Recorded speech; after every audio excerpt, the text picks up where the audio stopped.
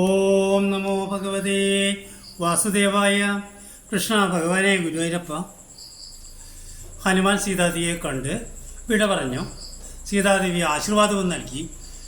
പോരുന്ന വഴിക്കാണ് ഹനുമാൻ സ്വാമി ചിന്തിക്കുന്നത്, ഒരു യഥാർത്ഥ അംബാസഡർ ഇവിടെ വന്നാൽ ഇങ്ങനെ ആരും അറിയാതെ പോകുന്നതല്ല.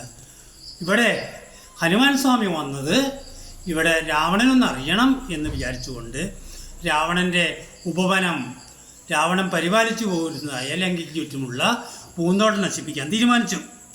ചെറുതകലേരുടെ ശിഖരമർന്നവൻ ചിന്തിച്ചു കണ്ടാൻ മനസ്സീചിത ശ്രമം.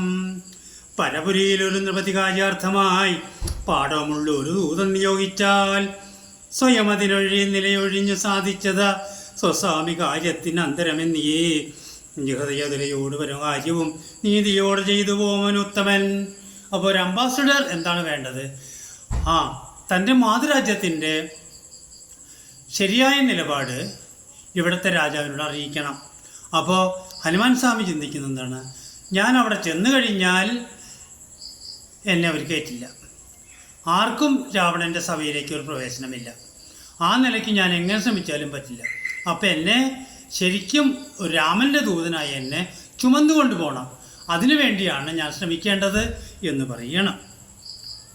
അപ്പോൾ അതിനുവേണ്ടി അവിടെയുള്ള ആരാമമൊക്കെ പൊടിക്കാൻ അങ്ങോട്ട് തുടങ്ങി, തച്ച് തകർക്കാൻ അങ്ങോട്ട് തുടങ്ങി.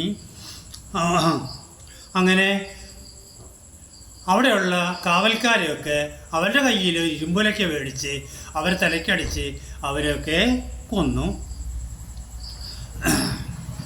ഇത് കണ്ടപ്പോൾ സീതയ്ക്ക് കാവലുള്ള രാക്ഷസിമാർ ചോദിക്കുകയാണ്, എന്താണ് ഈ മാർജാരൻ, ഈ വാനൻ ഇവിടെ ചെയ്യുന്നതെന്ന് ചോദിക്കുകയാണ്. അപ്പോൾ സീതാദേവി പറയുകയാണ്, ഇവർ രണ്ടുപേരും തമ്മിലുള്ള കമ്മ്യൂണിക്കേഷൻ സംസ്കൃതത്തിലായിരുന്നു. അക്കാലത്തെ നാട്ടുഭാഷ എന്ന് പറയുന്നത് സംസ്കൃതമായിരുന്നു. അതുകൊണ്ട് എന്താണ് നിങ്ങൾ കമ്മ്യൂണിക്കേറ്റ് ചെയ്തതെന്ന് ചോദിച്ചപ്പോൾ അപ്പോൾ സീതാദേവി പറയുകയാണ്, നിങ്ങൾ രാക്ഷസന്മാർക്ക് എന്തെല്ലാം മായാചാരങ്ങളാണ് അറിയുന്നത്, എനിക്ക് വേറെ ഒന്നും അറിഞ്ഞുകൂടാ എന്ന് പറഞ്ഞു. ഒറ്റിക്കൊടുക്കാൻ തയ്യാറായില്ല. ഒരു വിപിനചരണം ഇതവല സന്നിഭൻ ഉദ്യാനമൊക്കെ പൊടിച്ചു കളഞ്ഞതു പൊരുവതിന് കരുതി അവൻ അവഗതായുലം പൊട്ടെത്തിയതു ചൈത്യ പ്രാസാദമൊക്കവേ. അതോടുകൂടിയുള്ള കെട്ടിടങ്ങളൊക്കെ ഹനുമാൻ സ്വാമി തകർത്തു. അപ്പോൾ ഇങ്ങനെ രാവണൻ അറിഞ്ഞപ്പോൾ രാവണൻ ഒരു 100,000 വീരന്മാർ പോവുക, അവനെ പിടിച്ച് എൻ്റെ മുമ്പിൽ, ആ വാനനെ പിടിച്ച് എൻ്റെ മുമ്പിൽ ഹാജരാക്കണം. കൊല്ലാനല്ല പറഞ്ഞത്, അവനെ പിടിച്ച് എൻ്റെ മുമ്പിൽ ഹാജരാക്കാനാണ് പറഞ്ഞത്.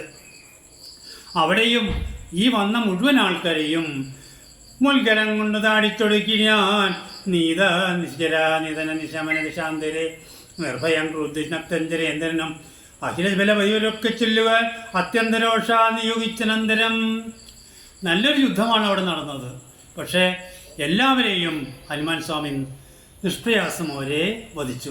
ഇനി അടുത്ത് വരുന്നത് എന്താണ്, മന്ത്രിമാരുടെ മക്കൾ തമ്പിമാരാണ് ഇനി വരുന്നത്. ഒപ്പം അക്ഷയകുമാരനും കൂടെ കയറി വരുന്നുണ്ട്. ഇളയ മകൻ, രാവണൻ്റെ ഏറ്റവും ഇളയ മകൻ വാത്സല്യപുത്രൻ കയറി വരുന്നുണ്ട്. പക്ഷെ അക്ഷകുമാരനെ കണ്ടതോടുകൂടി ഹനുമാൻ സ്വാമിക്ക് ദേഷ്യം വർദ്ധിച്ചു. അവരിവനെ നിമിഷം കൊണ്ടുവരുവനെന്ന് അക്ഷകുമാരൻ നിർഗമിച്ചിടിനാൻ. കവിവരമത് പൊഴുതു തോരണമേറിനാൻ കാണായി അക്ഷകുമാരനെ സന്നിധവും ശരനികലിത ശകനായിതു ശാഖാമൃതികൻ താനും അന്നേരം. അവരെല്ലാവരും ഒന്നിച്ച് അമ്പാണ് ഇപ്പോൾ പ്രയോഗിച്ചത്. അതോടുകൂടി ശരീരം മുഴുവൻ കീറി മുറിഞ്ഞു. ഇതുപോലെ തന്നെ ഇരുമ്പുലയ്ക്കൊണ്ട് അക്ഷകുമാരനെയും വന്ന മുഴുവൻ സേനാധിപതികളെയും സൈന്യത്തെയും വധിച്ചു. പിന്നെ വേറൊരു നിവൃത്തിയുമില്ല. രാവണൻ തൻ്റെ വില്ലാളി വീരനായ മൂത്തപുത്രൻ ഇന്ദ്രജിത്തിനോട് പറയുകയാണ്, അനുജനുള്ള പിതൃക്രിയ പിന്നെ ചെയ്യാം, നീ പോയി അവനെ ബന്ധിച്ചു കൊണ്ടുവരൂ. ഇന്ദ്രജിത്ത് എന്ന് പറയുന്നത് രാക്ഷസ യുദ്ധത്തിൽ ഇന്ദ്രനെ കയറുകൊണ്ട് കെട്ടിവലിച്ച ആളാണ് ഇന്ദ്രജിത്ത്. ഇന്ദ്രനെ ജയിച്ചത് കൊണ്ടാണ് ഇന്ദ്രജിത്ത് എന്നുള്ള പേര് കിട്ടിയത്. ദിവ്യാസ്ത്രങ്ങൾ അറിയുന്ന ആളാണ്. അങ്ങനെ ഇവിടെ വന്നു ബ്രഹ്മാസ്ത്രം ചെയ്തു. ബ്രഹ്മാസ്ത്രത്തെ തടുക്കാനായിട്ട് ബ്രഹ്മാസ്ത്രം മാത്രമേ പറ്റുള്ളൂ.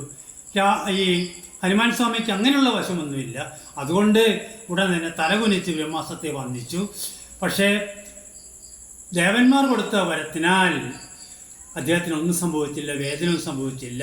ആ ആ അമ്പ് അദ്ദേഹത്തെ കെട്ടിവരിഞ്ഞ് മുറിച്ചു. അങ്ങനെ താഴത്ത് വീണ് കിടന്നു. രാക്ഷസന്മാരെടുത്തു കൊണ്ടുപോകാൻ രാവണ സന്നിധിയിലേക്ക്. ഓ നമോ ഭഗവതേ വാസുദേവായ. കൃഷ്ണ.